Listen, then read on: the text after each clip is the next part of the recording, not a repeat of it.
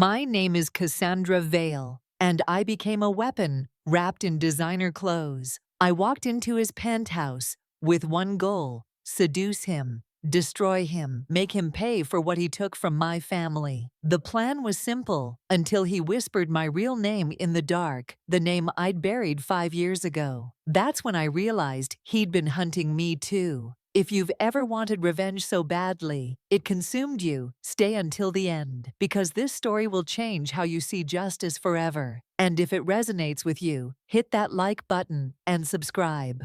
You won't believe where this goes. I need you to understand something before I tell you this story. I wasn't always like this. I wasn't always cold, calculating, willing to use my body as a weapon. 5 years ago, I was just a 19-year-old girl who believed the world was fundamentally good. I believed that hard work mattered, that integrity won in the end, that good people were protected by some invisible force of cosmic justice. Then I watched my father die, and I learned the truth. The world doesn't protect good people. It devours them. My father, Dr. James Vale, spent 30 years building a pharmaceutical company that actually gave a damn about people. While other companies charged hundreds of dollars for insulin, my dad figured out how to manufacture it for 15. While Big Pharma lobbied to keep drug prices high, my dad testified before Congress about the immorality of letting people die because they couldn't afford medicine. He wasn't just my father, he was a genuine hero, the kind you read about in books but never actually meet. And that's exactly why they destroyed him. Vincent Ashford. Even now, saying his name makes my chest tighten with everything I felt back then.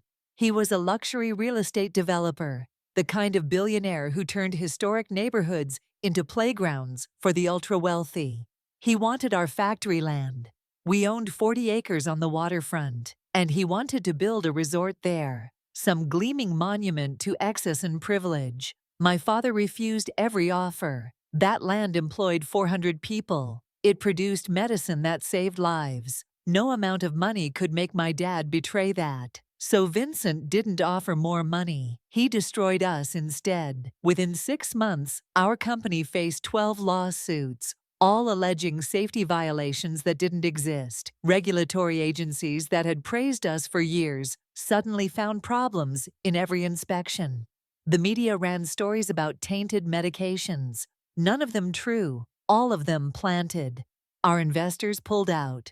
Our bank called our loans. And my father, this beautiful man who'd never hurt anyone, had a massive heart attack in our living room while fighting to save everything he'd built. I held his hand while we waited for the ambulance. His last words to me were, "Don't let them win, Cassie. Don't let them make you bitter." He died before we reached the hospital. The funeral was small. Most of our friends had already distanced themselves, afraid of the scandal. I remember standing at his grave, watching them lower the casket, and feeling something inside me calcify into stone. My mother collapsed into depression. She took 3 jobs just to pay off the debt my father's legal battles had created.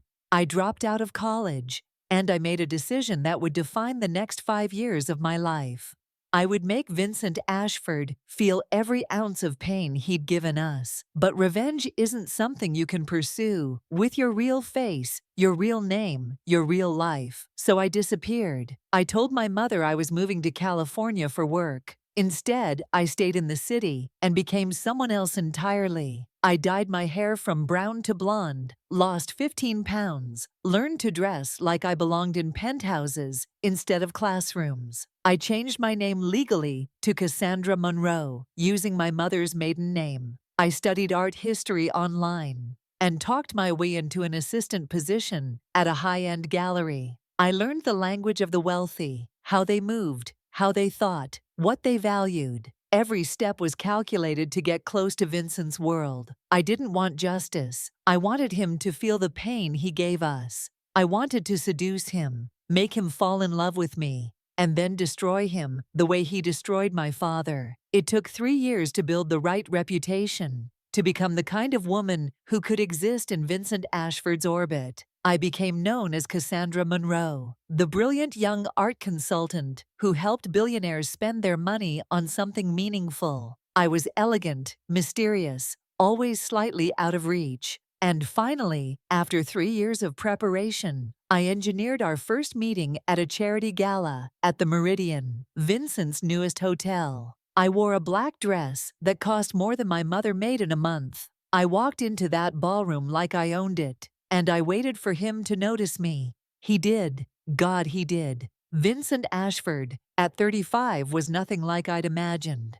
I'd expected a monster, some cold-eyed predator, in an expensive suit. Instead, I saw a man who moved through the crowd with quiet authority, who listened more than he spoke, whose rare smiles seemed genuine. When his business partner introduced us, Vincent looked at me with these intense dark eyes, and for just a second, I could swear I saw recognition. But that was impossible. Cassandra Vale was dead. I was Cassandra Monroe now, and I was perfect. Our courtship was a carefully orchestrated dance. He invited me to dinner to discuss a potential art acquisition. I accepted, playing fascinated but not eager. We talked for 4 hours that first night, and I was disturbed to discover that Vincent Ashford was interesting. He spoke about architecture with genuine passion, about creating spaces that made people feel something. He asked about my background, and I fed him the carefully constructed lies I'd rehearsed 1,000 times. Orphan, raised by an aunt, worked my way up through sheer determination. He seemed to admire that, or maybe he was just a better liar than I was.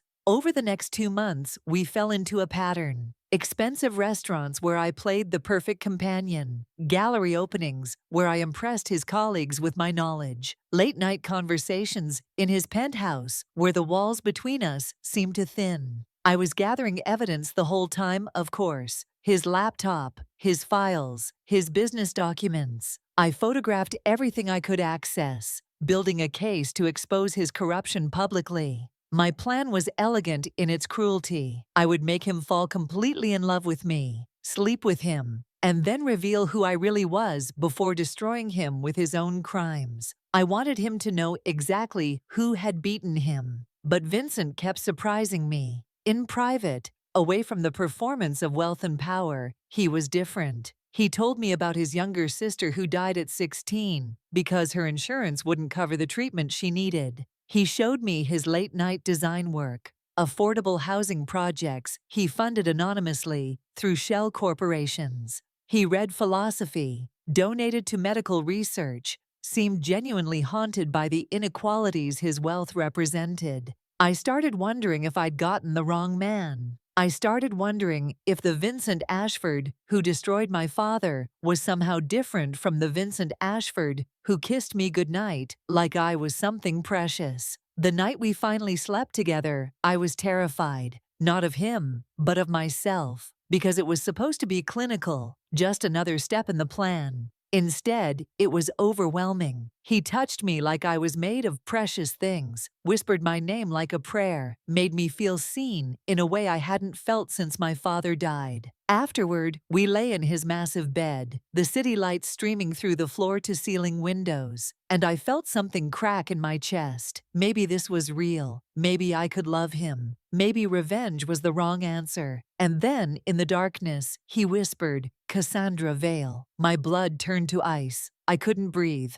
couldn't move, couldn't think. He sat up slowly, turned on the bedside lamp, and looked at me with an expression I couldn't read. "I've known since the moment you walked into that gala," he said quietly. I lunged for my phone, my mind racing with panic and fury. How long had he been playing me? What was this? Some sick game? He caught my wrist gently, but firmly. "Please," he said, "let me tell you what really happened." I wanted to scream, to run, to claw his eyes out, but something in his voice made me freeze. He pulled out a file from his nightstand, thick with documents and photographs. "5 years ago I did pursue your father's land," he began, "but through legal channels, fair offers, nothing more. I wanted to build there, yes, but I wasn't willing to destroy anyone for it." He spread documents across the bed. "My competitor, Julian Crane, wanted both your father's factory and my hotel project eliminated.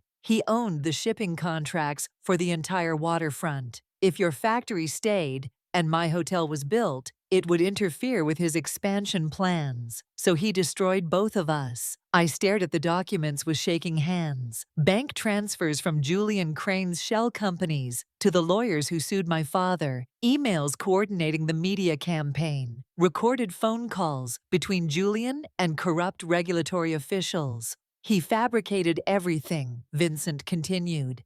The safety violations, the lawsuits, the media stories. And he framed my company for it. I spent months trying to reach your father, trying to warn him, but Julian's people intercepted everything. By the time I understood what was happening, your father was gone. I'm so sorry, Cassandra. I've spent 5 years gathering evidence against Julian, trying to clear both our names. I felt like I was drowning. 5 years of hate, misdirected. 5 years of becoming someone I wasn't, all to destroy an innocent man. Why didn't you tell me from the start? I screamed at him. Why let me walk in here, seduce you, lie to you? He looked at me with those dark eyes full of pain. Because I needed to know if you came for truth or just vengeance. I needed to know who you really were under all that armor. He paused. And because I was falling in love with you, and I was terrified that when you learned the truth, you'd hate me anyway for not saving your father in time. I broke. I completely shattered. I'd spent 5 years building myself into a weapon,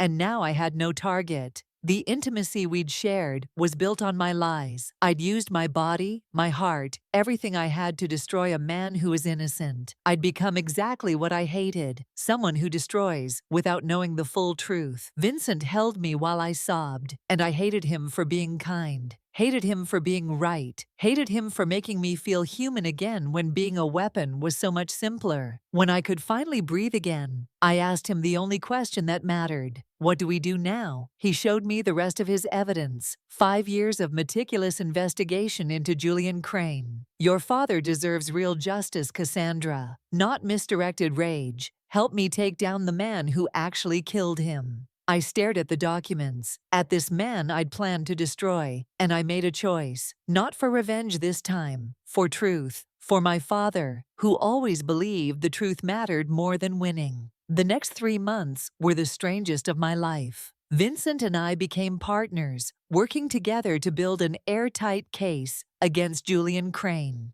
I used my art world connections to get close to Julian, who was a major collector. I convinced him to hire me to appraise his private collection, and I planted recording devices throughout his mansion during the appraisal. We captured him confessing to everything: the corporate sabotage, the bribes, the calculated destruction of my father's company. He bragged about it to his business partners, proud of his own ruthlessness. Listening to him laugh about my father's death, I felt that old rage return, but this time it was focused on the right target. We coordinated everything with federal investigators. The night they arrested Julian was at his own charity gala, surrounded by the same people who'd once celebrated with my father. The irony was perfect. News broke within hours. Shipping magnate Julian Crane, indicted for corporate sabotage and fraud. His empire crumbled exactly as my father's had. Assets seized, reputation destroyed, everything he'd built collapsing under the weight of his own crimes. Vincent's name was cleared publicly, and my father's legacy was restored posthumously. The truth finally told. Standing outside the courthouse after Julian's indictment, Vincent asked me the question I'd been dreading. Where does this leave us? The love was real now, I knew that, but it was born from my deception, from 5 years of lies and manipulation. I came into your life to destroy you, I said. How do you forgive that? He looked at me with something like understanding. The same way I hope you forgive me for letting you believe a lie for weeks, testing you when I should have just trusted you. We were both broken people who found each other in the wreckage. Maybe that was enough. Maybe that was everything. I visited my father's grave. For the first time since I'd begun this journey, I told him that Julian had paid for his sins, that the truth was finally known, that his name was cleared. I told him I was sorry for becoming so consumed by revenge that I'd almost destroyed an innocent man. I told him I'd found someone who made me want to be human again instead of a weapon. And I felt for the first time in 5 years, like maybe he could rest now, like maybe I could rest too. My mother met Vincent 6 months later. It turned out she'd known his sister years ago, had worked with her on a community health initiative. "Maybe your father brought you two together," she said with tears in her eyes. "Maybe this was always meant to happen." I don't know if I believe in fate, but I believe in second chances. I believe in choosing truth over vengeance. I believe that love can grow even in the ruins of hatred. Vincent and I used the seized assets from Julian's conviction to establish a foundation in my father's name. We fund affordable medicine initiatives, exactly what my dad dreamed of creating. Our relationship is complicated, scarred by everything we've been through, but it's real, in a way nothing else in my life has ever been. I learned that revenge is a poison you drink yourself, hoping someone else will die. But love is the antidote you never see coming. It heals the parts of you that you thought were dead forever. I slept with a billionaire for revenge, and I found the man who helped me become human again. The karma wasn't his, it was mine. I almost destroyed an innocent man and lost myself completely in the process. Sometimes the person you're meant to destroy is the one who saves you. Sometimes justice isn't about punishment. It's about truth, even when the truth breaks your heart, especially then. If this story made you feel something, anger or hope or relief, hit that like button. Subscribe because I share real stories about consequences and second chances every week. And comment below. Have you ever wanted revenge? What stopped you? Let's talk about it, because maybe your story needs to be told too. Thanks for watching. And remember this, karma isn't what happens to them. It's what happens to you when you let hate drive your choices. Choose truth instead. Choose healing. Choose to be human, even when being a weapon feels safer. That's the only revenge that matters. The kind where you win by not becoming them.